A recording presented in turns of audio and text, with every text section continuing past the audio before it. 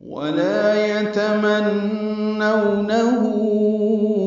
أبدا بما قدمت أيديهم والله عليم بالظالمين. ولا واو ہونٹوں کی نا تمام گلائی سے ادا کریں گے. لا الف مدہ ہے، دو حرکات لمبا کریں گے.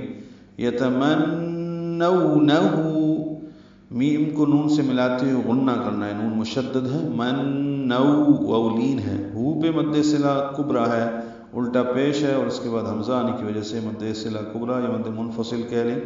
اب دم میں تنوین کے بعد با آنے کی وجہ سے اقلاب ہو رہا ہے، اس کے اوپر چھوٹی میم لکھ دی گئی ہے. اس آیت میں اقلاب 2 مرتبہ ہے. اب دم بما، ما الف مدہ ہے، 2 حرکات لمبا کریں گے. قدمت میں قوف پر پڑھیں گے، دال باریک پڑی جائے گی، تا ساکن پہ ہمس ہوگا. ای لین ہے، دی یا مدہ ہے. ایدیہم، میم ساکن پہ اظہار شفوی ہے.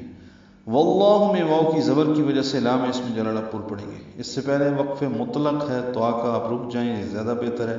میں نے ویسے ملا کے پڑھ دیا وقت بچانے کے لیے. واللہ لام اسم جلالہ کو پر پڑھیں گے. علیم میں لی یا مدہ ہے، تنوین کے بعد با آنے کی وجہ سے اقلاب ہے، یہ دوسری مرتبہ ہے. اس آیت میں علیم بالظالمین، با کو ضا سے ملائیں گے، ضا پر پڑھیں گے، لام باریک، میم کو لمبا کریں گے، نون ساکن پہ اظہار شفوی ہے. لیکن وہ کبھی بھی موت کی تمنا نہیں کریں گے اپنے ان کرتوتوں کی وجہ سے جو یہ کر چکے ہیں، اور اللہ ظالموں کو خوب جانتا ہے.